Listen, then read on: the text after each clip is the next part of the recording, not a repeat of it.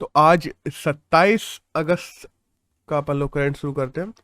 पहली न्यूज़ तो ब्रो तालिबान को लेके ही आई है कि दो एक्सप्लोजन हुए तालिबान में, मतलब काबुल एयरपोर्ट पे ही, और उसमें तकरीबन 20 लोग मारे गए हैं, जिनमें से 12 यूएस मिलिट्री के ही पर्सनल्स थे। और बाय द वे ये एक्सप्लोजन तालिबान ने तो साफ कह दिया कि हमने नहीं करवाई, ये आईएसआईएस के द्वारा करवाए गए हैं। अब हम्म। वही है ना कि जैसे जैसे तालिबान वहां पे पावर में आने लगता है, आईएसआईएस खुद से पावर में आने लगता है, जो कि अपन को दिख भी रहा है। और हम्म। अभी यूएस ने वैसे वहां पे 80,000 से ज्यादा लोगों को इवैक्यूएट करवा लिया यूएस वापस, मतलब हम्म। अफगानिस्तान से। लेकिन अभी भी यूएस के लोग वहां पे हैं, और ये यूएस के मर और गए हैं, इस वजह से जो बाइडन के ऊपर और ज्यादा उंगलियां उठ रही हैं वहां पे। बाय द वे, एक अपने अपन लोग देखते हैं ना, वहां से सिख लोग आ रहे हैं लगातार गुरु ग्रंथ साहिब को लेके, और जो सिख अफगानी लोग हैं वो भी वहां से निकल निकल के इंडिया में आ रहे हैं।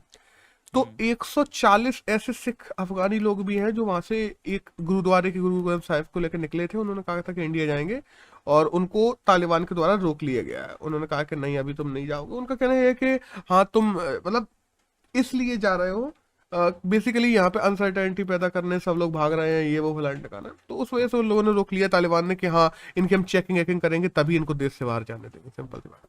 कुछ हम्म। नहीं ब्रो, बातें हैं। क्या चेकिंग करेंगे वो लोग, समझ में आ रहा है। और हम्म। देखो, तालिबान खुद आईएसआईएस से परेशान रहता है, ये तो है, अपन लोगों ने पहले भी देखा था। और हम्म। अगर अब वही है ना कि तालिबान पावर में आएगा, उसी हिसाब से आईएसआईएस की पावर भी उस एरिया में बढ़ेगी धीरे धीरे। और वो बढ़ने वाली है, अपन लोगों को दिख रहा है आगे आने वाले समय। अब देखते हैं क्या होता है। एक नेक्स्ट न्यूज आई है per mile square feet area में लगे हुए सीसीटीवी कैमरास को लेके, कि दिल्ली गवर्नमेंट जो है ना, उसने कहा है कि दुनिया में कोई भी ऐसा सिटी नहीं है जिसमें पर माइल पे जो सीसीटीवी कैमरा लगे हैं वो दिल्ली से ज्यादा हो। क्योंकि दिल्ली में पर माइल स्क्वायर एरिया में 1826 सीसीटीवी कैमरास लग गए हैं, जो कि हम्म। अपने देश में जो टॉप पे अभी चेन्नई चल रही थी उससे 3 गुना ज्यादा है, और मुंबई से तो 11 गुना ज्यादा है। और दुनिया में कह रहे हैं ये लोग कि हम लोग नंबर 1 पे हैं। इससे ज्यादा सीसीटीवी कैमरा किसी भी शहर में लगे हुए नहीं है दुनिया में, पूरे में। अब हम्म। देखो, देखो, केवल लगना जरूरी नहीं होता ब्रो, जरूरी होता है उनकी यूटिलिटी, उनका यूज। क्योंकि अगर लग भी गए हैं, उनका यूज नहीं हो रहा, लोग सिग्नल्स तोड़ दे रहे हैं, निकल जा रहे हैं, क्राइम चल ही रहे हैंगे, और उनका कोई आउटपुट नहीं निकल पा रहा अच्छा, तो ऐसे सीसीटीवी कैमरा का कोई मतलब भी नहीं है, सच वाली बात बोलो तो। तो हम्म। उनका यूज कैसे किया जाता है उस पर डिपेंड करेगा कि हाँ, ये पर माइल जो सीसीटीवी इन लोगों ने लगाए हैं वो कितने सही है और कितने यूजेबल है, वरना उनको लगाने का कोई मतलब नहीं है। ठीक सी बात। अब एक नेक्स्ट न्यूज की बात करते हैं। तो पंजाब की अपन देखते हैं, हर साल पराली जलाई जाती है पंजाब में। पराली क्या होती है कि वो लोगों ने धान वगैरह की कटाई कर ली, जो नीचे के खड़े हुए दूर जैसे रह गए हैं उनको बहुत कम समय होता है उन लोगों पे साफ करने का, तो वो लोग क्या करते हैं, आग लगा देते हैं उसमें, सिंपल सी। जल्दी स्टेबल बर्निंग कहते हैं जिसको। पराली हम्म। जल भी जल्दी जाती है, और एरिया हम्म। साफ भी जल्दी हो जाता है उनको दूसरी फसल के लिए। और वन ऑफ द शॉर्टेस्ट वे मानते हैं वो लोग अपने खेत को साफ करने के लिए इसको। लेकिन उसको जलाने की वजह से हम लोग ये भी जानते हैं कि दूसरी तरफ अपन देखते हैं मीथेन जैसी गैसेस हुई, या कार्बन मोनोऑक्साइड जैसी गैसें हुई, ये पूरे एरिया में प्रॉब्लम क्रिएट कर देती हैं। इवन तो दिल्ली तक चली जाती हैं, वहां दिवाली के बाद फॉग जैसा माहौल बन जाता है। हम्म। तो उस वजह से अभी हम्म। पंजाब गवर्नमेंट ने ये कहा है कि पंजाब में जो भी किसान है जो पराली जलाते हैं, वो लोग अगर पराली ना जला के, अगर इंडस्ट्रियल रूप से अपनी पराली को खत्म करवाएंगे, सरकार मदद करेगी उसमें, ऐसी बात नहीं है, लेकिन इंडस्ट्रियल रूप से उसको अगर खत्म करवाएंगे तो सरकार उनको इंसेंटिव देगी, सरकार उनको पैसे देगी, ठीक मतलब रुपए देगी सीधे बैंक अकाउंट खाते में, कि तुमने इसको इंडस्ट्रियल रूप से खत्म करवाया। अब दूसरी तरफ एक हम्म। चीज और है, इसमें थोड़ा बहुत पीछे का जानना, कि अगर जितनी पराली है उसको सही से यूज किया जाए ना ब्रो, तो 1,000 मेगावाट से ज्यादा हम लोग बिजली बना सकते हैं। क्योंकि यूएस बेस्ड एक कंपनी है जिसका नाम है न्यू जनरेशन पावर इंटरनेशनल। उसने कहा था कि हम एक प्लांट लगा दे रहे हैं जो 1,000 मेगावाट बिजली बनाएगा, अगर पूरे पंजाब की पराली हमको मिलती रहे तो। इवन दो हम ये भी देखते हैं कि पराली का फर्टिलाइजर में भी काम हो जाता है। पराली को फर्टिलाइजर के रूप में, पोटेशियम के रूप में, पराली को ऊर्जा बनाने के लिए हम लोग बहुत सारे यूज में भी ले सकते हैं। और तकरीबन तकरीबन अगर पूरी पराली जो पंजाब हरियाणा और इस साइड में जितनी भी उगाई जाती है, वो पराली अगर मिल जाती है तुम्हें एक जगह पे, तकरीबन 1,000 करोड़ रुपए का फायदा हो सकता है सरकार को हर साल, जो पराली को ऐसे ही जला दिया जाता है, उसका अगर यूटिलाइज किया जाए तो अब देखते हैं आने वाले समय में क्या होता है। अभी तो बस पंजाब गवर्नमेंट ने कहा है, तो यही न्यूज में था, दैट्स ऑल। एक नेक्स्ट न्यूज आई है सांभर लेक को लेके। सांभर लेक क्या ना ब्रो, सांभर लेक का पिछले 20 साल में तकरीबन तकरीबन 30% एरिया श्रिंक हो गया है। सांभर हम जानते हैं कि अपने इंडिया की इनलैंड सबसे बड़ी सॉल्ट लेक है, और उसका टोटल एरिया तकरीबन 30% श्रिंक हो चुका है, जिसमें अब प्रॉब्लम क्या है ना, ये हम लोगों को इन्वायरमेंटल चेंजेस दिख रहे हैं, और वो सबसे बड़ी बात है। दूसरी चीज इंडस्ट्रीज जो सांभर लेक के आसपास लगी हुई है, इस वजह से वो छोटी हो रही है। अब देखो सांभर लेक में ऐसा नहीं है कि ये श्रिंकिंग का प्रॉब्लम पहली बार आया। अपन लोगों ने इसको गौर कब किया था, इसको पहले लोग गौर ही नहीं करते थे, गौर किया था 2019 में। 2019 में ना तकरीबन 20,000 से ज्यादा बर्ड्स जो थी वो सांभर लेक में मर गई थी, जो माइग्रेंट बर्ड्स होती है। तो उनको सोचो, अपन लोग पता ही नहीं कर पा रहे थे कि ये मरी क्यों है। उसके 1 साल बाद पता पड़ा था कि ओवियन बोटुलिज्म करके एक डिसीज होती है जो पानी में थी, ऐसे बैक्टीरियास होते हैं, उन वजह से उनको डिसीज हो गई थी ओवियम बोटुलियस, और उस वजह से वो बर्ड्स मर गई थी। वो 1 साल बाद हम पता कर पाए। तो सोचो हम लोग इनोवेशन में, चीजों को पता करने में, साइंस एंड टेक में, इन्वायरमेंट में, इसमें कितनी पीछे चल रहे हैं इस समय। अगर ऐसे ही जैसे अभी स्थितियां चल रही हैं, इस पूरी रिपोर्ट में ये है कि जैसी स्थितियां चल रही हैं वैसे ही चलती रही तो आने वाले समय में सांभर लेक पूरी तरह खत्म हो जाएगी। और सांभर लेक केवल माइग्रेशन के लिए ही नहीं, सांभर लेक वहाँ की इकोसिस्टम को बनाने के लिए भी बहुत बड़ा रोल निभाती है तुम्हारे इंडिया में, और जो बनी रहनी जरूरी है। अब देखते हैं आने वाले समय में क्या होता है। That's all. कि अभी तो ये है कि पिछले 20 साल में 30% तक श्रिंक हो चुकी है सांभर लेक। That's all. एक नेक्स्ट न्यूज की बात करते हैं, तो आया है मिशन वत्सल्या को लेके, कि महाराष्ट्र गवर्नमेंट ने जो विडो महिलाएं होती हैं, जो कोरोना की वजह से विडो हो गई हैं या और भी चीजों से, तो ऐसी 18 स्कीम है अलग अलग जो विडोज के लिए चला के रखी थी। उन सब स्कीम्स को मिला के महाराष्ट्र गवर्नमेंट ने एक स्कीम बना दी है, जिसका नाम रख दिया है मिशन वात्सल्य। तो इसके तहत जितनी भी विडोज होती हैं उनको फायदा पहुंचाया जाएगा अलग अलग तरीकों से। ये एक यूनिकॉर्न स्कीम है, मतलब बड़ी स्कीम है, इसमें बहुत अलग अलग चीजें हैं जिससे फायदा पहुंचाया जाएगा महिलाओं। जैसा एक नेक्स्ट न्यूज है कि देखो हमारा मालदीव को लेकर एक न्यूज आई है कि मालदीव में हम जानते हैं कि छोटे छोटे टापू हैं जिनको उन लोगों ने बसा के रखा है, और उनको आपस में ज्यादातर नाव वगैरह और इनसे ही लोग एक दूसरे टापू पे जाते हैं, जोड़ कर रखा है। कुछ दिनों पहले हम देखते हैं ना, जो सिनेमेल करके एक ब्रिज बनाया गया था चाइना के द्वारा, जो चाइना के एयरपोर्ट और चाइना वो जो सॉरी फिर से मैं बोल रहा, कुछ दिनों पहले हम देखते हैं कि सिनेमेल करके एक ब्रिज है जो चाइना के द्वारा बनाया गया था मालदीव्स में, जो मालदीव्स के एयरपोर्ट को और मालदीव्स के कैपिटल दोनों को जोड़ता है। ऐसा ही एक जो ब्रिज है वो इंडिया बनाने वाला है अब मालदीव्स में। अब ये ब्रिज क्या है ना, इंडिया चाइना से ज्यादा बड़ा ब्रिज बना रहा है, जो कि तकरीबन 4 टापुओं को जोड़ेगा आपस में। और इंडिया की कंपनी है एफकॉन्स कंपनी, वो कंपनी जाके वहां पे ये काम करेगी। अब थोड़ा अगर अपन मालदीव्स के बारे में बात करें, तो वहां के जो प्रेसिडेंट है वो सोली है, पीएम है वो अहमद है, और रुफिया जो है वो वहां की करेंसी है। That's all. अब एक नेक्स्ट न्यूज की बात करते हैं कि चागोस आइलैंड, जो अपन इंडियन इनलैंड से तकरीबन 1600 किलोमीटर दूर है। By the way Chagos island Mauritius territory में आता है। हाँ, 19th सेंचुरी में ब्रिटिशर्स ने जब मॉरिशस के ऊपर आधिपत्य जमाया तो चागोस आइलैंड वगैरह सब पूरा मॉरिशस ही उनके अंडर आ गया था।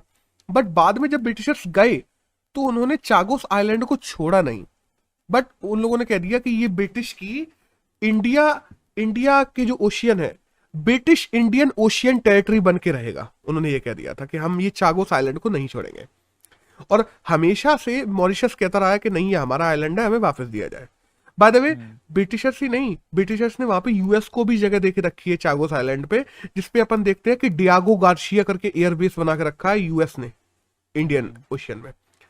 अब हुआ क्या ना, अभी तक चागोस आइलैंड में जो स्टाम्प टिकट्स चलते थे, जो अपन पोस्टल स्टाम्प की बात करते हैं, वो चलते थे ब्रिटिश स्टाम्प टिकट। BIOT, मतलब BIOT टिकट्स कहा जाता है, British Indian ocean territory tickets. तो BIOT टिकट्स चलते थे, स्टाम्प टिकट। अब से ये फैसला ले लिया गया है कि चागोस आइलैंड पे मॉरिशस की जो स्टाम्प टिकट है वही चलेंगे, क्योंकि ये मॉरिशस की मतलब अपनी टेरिटरी है। अब देखो, सच वाली बात तो ये है कि धीरे धीरे हम देख रहे हैं कि ब्रिटिशर्स के जो ब्रिटिश का चागोस आइलैंड पे जैसा आधिपत्य था वो कम हो रहा है, और आने वाले समय में हम देखेंगे कि पूरी तरीके से मॉरिशस के अंडर में आ जाएगा, जहां तक है। क्योंकि अभी कुछ दिनों पहले हम लोगों ने देखा था कि वहां की जो टेलीकम्युनिकेशन की जो पूरा काम था वो अब हम लोगों ने इनको मॉरिशस को दे दिया था, ठीक है। और अभी ये स्टाम्प टिकट्स वगैरह भी मॉरिशस को दे दिया, मतलब धीरे धीरे धीरे धीरे करके मॉरिशस को ही दे रहे हैं ब्रिटिशर्स सब लोग। अब देखते हैं आने वाले समय में क्या होता है। नेक्स्ट न्यूज की बात करते हैं। तो आइए इंग्लैंड के कैप्टन को लेके। एक इंग्लैंड के कैप्टन हुआ करते थे पहले, उनका नाम था डेक्स्टर, जो इस समय मेलबर्न क्रिकेट क्लब के प्रेसिडेंट भी थे बाय द वे। हाँ, उनका अभी निधन हो गया है। तो बस यही न्यूज में है कि डेक्स्टर कौन थे, तो अपन पता होना चाहिए। इंग्लैंड के कैप्टन थे और मेलबर्न क्रिकेट क्लब के प्रेसिडेंट भी थे। That's all. एक नेक्स्ट न्यूज है कि T20 से रिलेटेड आई है कि T20 में पहली बार ऐसा हुआ है कि एक मैच में किसी एक व्यक्ति ने 7 विकेट ले लिए हैं। ओवर डिजिक करके एक महिला है, जिन्होंने फ्रांस के खिलाफ मैच हो रहा था, तो उन्होंने 7 विकेट ले लिए उसमें, और पूरे फ्रांस टीम को 33 रन पे ही सिमट के रख दिया है। तो दैट्स ऑल। इस न्यूज में तो केवल इतना ही है, बस जानने के लिए जरूरी था कि पहली बार 7 विकेट लिए गए T20 में। एक नेक्स्ट न्यूज आई है यूपी गवर्नमेंट को लेकर कि यूपी गवर्नमेंट, जैसे हम देखते हैं ना कि उड़ीसा गवर्नमेंट ने इंडियन हॉकी टीम को स्पॉन्सर करके रखा है, ऐसे ही यूपी गवर्नमेंट ने कह दिया है कि अभी तो रेसलिंग टीम को हम देखते हैं, इंडिया की जो रेसलिंग टीम है उसको GSW ने स्पॉन्सर करके रखा है, लेकिन GSW की स्पॉन्सरशिप जब खत्म होगी तो 2032 के लिए यूपी गवर्नमेंट ने कह दिया है कि रेसलिंग को यूपी गवर्नमेंट सपोर्ट करेगी ओलंपिक के लिए। That's all. एक इंडियन एक्सप्रेस में न्यूज आई है कि जब अपन साइज देखते हैं ना, तो कपड़ों का साइज, तो हर देश ने अपने कपड़ों का साइज अलग अलग बना के रखा है। अपन US साइजेस अलग देखते हैं, UK साइजेस अलग देखते हैं, पर इंडियन साइज कोई है नहीं। एक एग्जांपल दूं तो US के कपड़ों का M साइज इंडियन कपड़ों का L साइज के बराबर होता है, क्योंकि उनके हाथ लंबे होते हैं इन कंपेयर टू अस, ठीक है। अब ना इस वजह से हमारी जो मिनिस्ट्री ऑफ टेक्सटाइल है उसने ये फैसला लिया है कि इंडियन साइज बनाया जाएगा। अभी तकरीबन 10,000 ऐसे लोग हैं, 10,000 या 7,000 ऐसे लोग हैं, उन पे ये चल रही है कि अलग अलग प्रकार के कपड़े, अलग अलग देशों के कपड़े उनको पहना के देखे जा रहे हैं, और फैसला लिया जा रहा है कि इंडियन साइजेस किस हिसाब से रखे जाएंगे, उन पे फैसला लिया जाएगा। और जल्दी ही हम देखेंगे ना, अपन देखते हैं जब कपड़े लेने जाते हैं तो उस पर लिखा होता है US साइज, UK साइज, ये वो, जल्दी वहां पे तुम्हें इंडियन साइजेस अलग से देखने को मिलेंगे बहुत ही जल्दी। That's all. और एक नेक्स्ट न्यूज की यहाँ पे बात करते हैं। तो आइए याहू की तरफ से कि याहू न्यूज पूरी तरीके से इंडिया में बंद कर दिया गया है। हम देखते हैं वेंजो ने 2017 में याहू को खरीद लिया था, ठीक है। तब से ही याहू धीरे धीरे करके, चाहे वो याहू न्यूज हो, याहू एप्स हो, याहू ये याहू हो, धीरे धीरे धीरे करके याहू अपने सभी देशों में, केवल एक इंडिया में ही नहीं, सभी देशों में अपने जितने भी काम है उनको बंद कर रहा है धीरे धीरे करके, क्योंकि याहू उतना ज्यादा चल भी नहीं रहा है, उसके पास में उतने कस्टमर्स नहीं है। सीधी सी बात है, तो कोई भी कंपनी है उसको बंद करना ही आखिरी जरिया बचता है किसी देश के पास में। तो इंडिया में याहू न्यूज को बंद कर दिया गया था। एक नेक्स्ट न्यूज आई है सस्टेनेबल डेवलपमेंट गोल को लेकर। देखो, पहली बार डाटा निकला है कि नॉर्थ ईस्ट के राज्यों में सस्टेनेबल डेवलपमेंट गोल्स कैसे माने जा रहे हैं। तो उसमें टॉप किया है किसने? ईस्ट सिक्किम ने north eastern sustainable development goals में राज्यों में टॉप किया है ईस्ट सिक्किम ने। और सबसे बुरा अगर प्रदर्शन कहा जाए सस्टेनेबल गोल में नॉर्थ ईस्ट में किसका रहा है, तो वो रहा है नागालैंड का। That's all. यही न्यूज थी छोटी सी। एक आइए ड्रोन रूल्स को लेके कि इंडिया में ना नए ड्रोन रूल्स आ गए हैं। नए ड्रोन रूल्स कैसे हैं कि जैसे हम देखते थे कि छोटे छोटे जो मिनिएचर ड्रोन्स है या माइक्रो ड्रोन्स है, उनको उड़ाने के लिए हम लोगों को सर्टिफिकेट लेने पड़ते थे, ऑथेंटिफिकेशंस लेने पड़ते थे। तो वो सब अब नहीं लेने पड़ेंगे अगर तुम ग्रीन जोन में ड्रोन को उड़ा रहे हो तो। ना ही तुम्हें जो पायलट लाइसेंस वगैरह वो भी नहीं लेना पड़ेगा। अब ग्रीन जोन क्या होते हैं? एयरपोर्ट से 45 किलोमीटर दूर को पहले ग्रीन जोन माना जाता था। इस समय अभी जो नए रूल्स आए हैं इनमें एयरपोर्ट से 12 किलोमीटर दूर के हर एरिया को ग्रीन जोन मान लिया गया है, और अगर तुम उसमें ड्रोन उड़ाते हो तो तुम्हें किसी भी प्रकार के लाइसेंस, सर्टिफिकेशन या सर्टिफिकेट ऑथेंटिफिकेशन इन सब की जरूरत नहीं पड़ेगी। हाँ, अब इंडिया में बात की जाए ड्रोन को लेके क्या क्या है, तो जो इंडिया के ड्रोन रूल्स हैं अलग अलग, जैसे अन अनमैन्ड एयरक्राफ्ट सिस्टम रूल्स है 2020 में आए थे। National counter rows drone guidelines है जो 2019 में आई थी। ड्रोन टेक्नोलॉजी रूल्स है जो नीति आयोग के द्वारा लॉन्च किए गए थे, वो भी आए थे।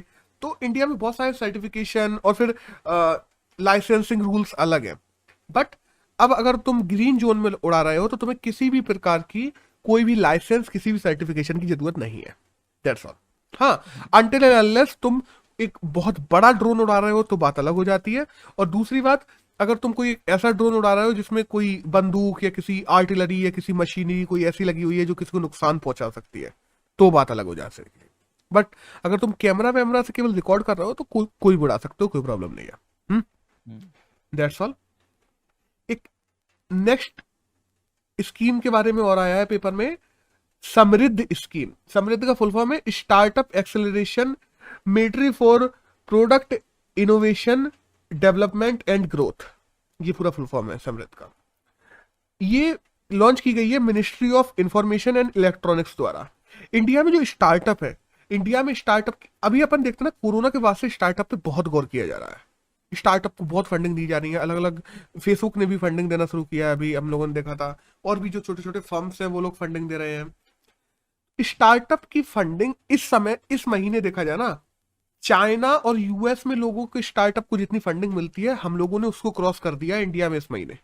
इंडिया में दुनिया में सबसे ज्यादा स्टार्टअप को फंडिंग दी गई इस महीने में। और टोटल फंडिंग की बात की जाए ना तो इस स्कीम में यही है कि हमें स्टार्टअप को एक्सेलरेशन देना है, उन्हें फंडिंग पहुंचानी है, उनके लिए अलग अलग इन्वेस्टर्स लेके आने हैं, जिससे इंडिया में स्टार्टअप, इंफॉर्मेशन और टेक्नोलॉजी के जो स्टार्टअप्स हैं उनको बूस्ट करने में मदद मिल सके। इस समय इंडिया का सबसे बड़ा स्टार्टअप कौन सा है, तो उसका नाम है बायजूस, जो कि $16 बिलियन की कंपनी बन चुकी है। और बाय द वे अभी हम लोगों ने न्यूज में देखा, एक के बाद एक, एक के बाद एक, एक के बाद एक बहुत सारी ऐसी कंपनियां हैं जो यूनिकॉर्न कंपनी बन गई जो स्टार्टअप्स थे। तो इंडिया ने सपोर्ट बहुत किया है कोरोना काल के बाद में इंडियन गवर्नमेंट ने। That's all. इस न्यूज में यही था समृद्धि स्कीम को लेकर। अब एक नेक्स्ट आया है आनंद मोबाइल ऐप के लिए। LIC है ना, LIC ने अपने जो एजेंट्स हैं उनको पॉलिसी आदि के लिए आनंद मोबाइल ऐप लॉन्च किया है। जो LIC के एजेंट होते हैं केवल वही लोग उसको यूज करेंगे, और उनको पॉलिसी, हेल्थ बीमा, इन सब के लिए काम आएगा वो। अब थोड़ी सी अगर LIC की बात करें तो LIC, देखो, पहले इंडिया में oriental life insurance corporation bank थी जो 1818 में बनी थी, ठीक है। लेकिन वो केवल और केवल ब्रिटिशर्स के लिए बीमा उपलब्ध करवाती थी, इंश्योरेंस उपलब्ध करवाती थी। उसके बाद में इंडियंस को इंश्योरेंस उपलब्ध करवाने के लिए हिंदुस्तान इंश्योरेंस कंपनी बनाई गई जो सुरेंद्र नाथ टैगोर ने बनाई थी। और यही हिंदुस्तान इंश्योरेंस कंपनी आजादी के बाद नाम बदल के इसी का नाम LIC रख दिया गया, life insurance corporation. That's all. अब LIC की बात करें तो 1956 में LIC बनी थी और इस समय उसके चेयरपर्सन है MK कुमार। अब एक नेक्स्ट न्यूज की बात करते हैं, तो आइए ODF, ओपन डेफिकेशन फ्री, मतलब खुले में शौच से मुक्त जो विलेजेस है उनको लेके। तो ODF प्लस जो विलेजेस है, ODF प्लस का मतलब ये हो जाता है कि 80% लोगों के घर में तकरीबन वहां पे क्या है, अपने हाउस होल्ड में टॉयलेट्स हैं, खुद के टॉयलेट्स हैं। देखो थोड़ा थोड़ा समझा दे रहा, ODF का मतलब ये होता है कि हर जगह पब्लिक टॉयलेट्स बने हुए हैं। जरूरी नहीं है कि इंसान बाहर जाकर करे, हर जगह सबको पब्लिक टॉयलेट की एक्सेसिबिलिटी तो है ही है। और 50% से ज्यादा घरों में क्या है, खुद के टॉयलेट्स है। ODF प्लस का मतलब ये हो जाता है कि पब्लिक टॉयलेट्स भी हैं और 80% से ज्यादा घरों में खुद के टॉयलेट है। और ODF प्लस प्लस 2 प्लस लगे हों तो उसका मतलब ये हो जाता है कि 95% घरों में खुद के टॉयलेट्स हैं। अब हुआ क्या ना, जितने भी ODF प्लस विलेजेस हैं उनके लिए एक स्कीम लॉन्च की गई है, सुजलाम स्कीम। अब सुजलाम स्कीम क्या है कि जितने भी ODF प्लस विलेजेस हैं उनके वाटर मैनेजमेंट पे काम किया जाएगा कि उनका वाटर बर्बाद ना हो, उसको रिसाइकिल करके यूज में लिया जा सके। और उनको अगले 100 दिन में ODF प्लस प्लस बनाने के लिए पूरा जोर लगाया जाएगा। That's all. ये है इस पूरी स्कीम में, सुजलाम में। अब एक नेक्स्ट स्कीम की बात करते हैं। एक स्कीम के बारे में और आया, समर्थ स्कीम। ये क्या ना, टेक्सटाइल में लोगों को स्किल देने के लिए, टेक्सटाइल इंडस्ट्री में लोगों को स्किलफुल बनाने के लिए एक स्कीम लॉन्च की गई थी टेक्सटाइल इंडस्ट्रीज के द्वारा, जिसका नाम है समर्थ स्कीम। तो अभी उसको लेके एक डाटा निकला है कि 1500 ऐसे लोग हैं जिनको इस स्कीम का फायदा मिला है और उन्होंने अपनी टेक्सटाइल स्किल्स बढ़ाई हैं और उन लोगों को अलग अलग रोजगार मिल चुके हैं। That's all. एक छोटा सा डाटा था तो मैंने डाल दिया। बट ये कि समर्थ स्कीम अगर न्यूज में आ जाती है तो ये आपको जानने के लिए जरूरी हो जाती है। अब यहां हम बात करते हैं एक एडिटोरियल की। एक एडिटोरियल आया है द हिंदू में वल्चर्स को लेकर। देखो, पहले तो एडिटोरियल में स्टार्टिंग में यही बताया गया कि वल्चर्स ऐसा नहीं है कि अभी से है। वल्चर हमारे हिस्टोरिकल, माइथोलॉजिकल या अपन कल्चर में भी बहुत जरूरी है, क्योंकि अपन देखते हैं रामायण में जटायु थे, संपाति थे, ये सब, तो वो सब पूरा डाटा लिखा हुआ है। लेकिन अपने एग्जाम के लिए जानना ये जरूरी है कि लोग वल्चर्स को गंदगी के रूप में देखते हैं। उनका मानना यह है कि वल्चर्स जो है वो बीमारियां फैलाते हैं, जितने भी गिद्ध होते हैं वो बीमारियां फैलाते हैं वो। लेकिन असलियत में देखा जाए ना तो इन्वायरमेंट को क्लीन करते हैं गिद्ध। वो जो अपन देखते हैं ना, कैरकिसन फ्री बनाते हैं। वो जो तुम्हारे मरे हुए लोग हैं जिनको डिकम्पोज होने में जानवरों को लगेंगे, महीनों लग जाएंगे, उनको वो खा के तुम्हारे एनवायरनमेंट को क्लीन बनाते हैं। वरना वही जानवर तुम्हारे ड्रेनेज में चले जाएंगे, वाटर में चले जाएंगे, तुम्हारे पानी से लेके हर चीज को प्रदूषित करेंगे और उस जगह की इकोसिस्टम, माहौल को भी बर्बाद करेंगे। क्योंकि जब वो मर जाते हैं तो बदबू देते हैं, सीधी सी बात है। क्योंकि फिर उनका डिकम्पोजिशन जब बैक्टीरिया के द्वारा किया जाता है तो उनमें से बदबू आती है बहुत ज्यादा, मीथेन और ये सब फैलाते हैं। वल्चर्स काम करते हैं तुम्हारे इन्वायरमेंट को साफ करने के लिए। लेकिन क्या है ना, लोगों ने उसको एक बहुत गलत नजरिए से देखना शुरू कर दिया है कि नहीं, ये तो गिद्ध है, ये केवल गंदगी फैलाते हैं। इवन दो हम देखते हैं कि अब वल्चर्स की थोड़ी बात करें तो ACCIPITRIDAE एक्ट्रिपिडेट फैमिली से आते हैं वल्चर्स। जिस फैमिली से कौन आते हैं, ईगल, हॉक्स, ये सब भी जिस फैमिली से आते हैं, वल्चर्स भी उसी फैमिली से आते हैं बाय द वे। अब पिछले हम देखते हैं ना, वल्चर्स की थोड़ी खासियत की बात कर लें तो वल्चर्स नॉर्मली 10 से 30 साल तक जीते हैं।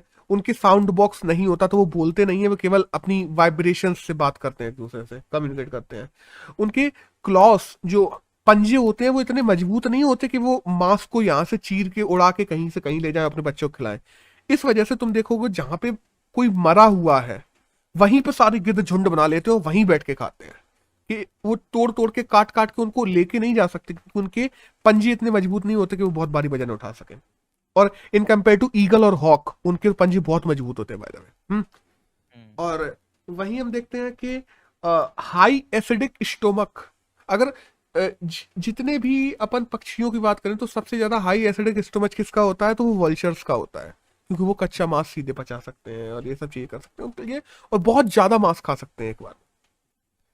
अब भारत में कहा जाए ना, भारत में वल्चर्स क्रिटिकली एंडेंजर्ड स्पीसीज में है, क्योंकि हम लोगों ने अलग अलग ड्रग्स का यूज किया अपने एनिमल्स पे, खास करके डाइक्लोफिनेक ड्रग्स का, जिससे अपन गाय भैंस में लगाते थे लोग, जिससे वो दूध ज्यादा से ज्यादा दूध दे। लेकिन जब वो मर जाती थी तो उनको वल्चर्स जो खाते थे, तो डाइक्लोफिनेक जैसे ही वल्चर्स के अंदर जाता है उनको किडनी फेलियर हो जाता है, वल्चर्स मर जाते हैं। इसी वजह से ना जो कैस्केडेड है, गंदगी है, पानी की गंदगी की प्रॉब्लम है, ये सब हम देख रहे हैं जैसे जैसे वल्चर्स कम हो रहे हैं इंडिया में और ज्यादा बढ़ रही है। अब हमें करना क्या चाहिए वल्चर्स बढ़ाने के लिए? देखो, इंडिया में 2006 से ही डाइक्लोफिनेक जो इंजेक्शंस हैं उनको बेचना पब्लिकली बंद कर दिया गया, बैन कर दिया गया इंडिया में, वो कि इनको कोई नहीं लगा सकता, गाय भैंसों पे भी यूज नहीं कर सकता, जिससे वो भी ना मरे, वल्चर्स भी ना मरे। और उन पे भी यूज करना किसी भी प्रकार के इंजेक्शन को गलत ही है, तुम एनिमल एब्यूज कर रहे हो। तो डाइक्लोफिनेक जो इंजेक्शन है उनको 2006 से इंडिया में बैन कर दिया गया है। वल्चर कंजर्वेशन फॉर 2020 टू 2025 के लिए एक वो प्लान भी आया है कि 2020 से लेके 2025 तक हम लोग वल्चर का कंजर्वेशन कैसे करेंगे। इसके लिए इंडिया ने एक प्लान बना के रखा है जो 2020 में पास भी कर दिया गया था, जिसमें वल्चर ब्रीडिंग की बात आती है कि उसकी ब्रीडिंग करके इनको बढ़ाया कैसे जाए, वल्चर कंजर्वेशन की बात आती है कि इनको अच्छे से कैसे रखा जाए, इनके लिए पार्क्स बनाए जाए, क्या किया जाए, इन सब की बात की जाती है। तो हमारे पास में एक प्लान है 2020 से 2025 के बीच में। और बात की जाए तो अपन देखते हैं इंटरनेशनली लोगों ने वल्चर रेस्टोरेंट्स बना के रखे हैं। अब वल्चर रेस्टोरेंट्स क्या होते हैं? एक ऐसा एरिया जिसमें हम लोग खुद से जाके मांस और ये सब डेली उपलब्ध करवाएंगे, जिसमें अलग सारे वल्चर्स आके वहां पे खा सकें, जो डाइक्लोफेनेक फ्री हो, जो वल्चर्स के लिए फायदा पहुंचाए, जिससे वल्चर्स की स्पीसीज बच सके और बढ़ सके, उनका फर्टिलाइजेशन हो सके, उनका ब्रीडिंग हो सके। अब वल्चर रेस्टोरेंट्स जो होते हैं वो इंडिया में बनाना जरूरी है। अब एक होता है vulture safe zone. Vulture safe zone क्या होता है? एक ऐसा एरिया जिस एरिया में वल्चर्स रह सके, उनका हैबिटेट हो, वो उनका एक तरीके से इकोसिस्टम है जो वल्चर्स का, उस एरिया को हम लोग वल्चर सेफ जोन घोषित कर सकते हैं, जिससे वहां पे वल्चर को मारना, वहां पे डाइक्लोफेनेक का किसी भी प्रकार से इस्तेमाल करना, ड्रग्स को जानवरों के ऊपर इस्तेमाल करना 100% बैन कर दिया जाए। और हमारी केंद्र सरकार ने कहा है कि हर राज्य को अपने यहाँ कम से कम एक वल्चर सेफ जोन बनाना जरूरी है। हर राज्य को कम से कम एक बनाना है। अब एक है और ओवरऑल देखो, ये सब करने के बाद भी सबसे जरूरी होता है जनता में अवेयरनेस। लोगों में अवेयरनेस होगी, हमें अपने वल्चर बचाने हैं, वो कैसे फायदा पहुंचाते हैं, एनवायरनमेंट को कैसे फायदा पहुंचाते हैं, हमें कैसे फायदा पहुंचाते हैं। इसलिए ये पूरी अवेयरनेस होना लोगों में जरूरी है। और इस अवेयरनेस को बढ़ाने के लिए इंटरनेशनल वल्चर अवेयरनेस डे भी मनाया जाता है, जो कि 4 सितंबर को मनाया जाता है, जो कि आने वाला है बाय द वे। तो दैट्स ऑल। इस पूरे एडिटोरियल में तो इतना ही था। और आज की बात करें 27 अगस्त की, तो आज के करंट में हमारे एग्जाम के लिए जो जरूरी था वो यही सब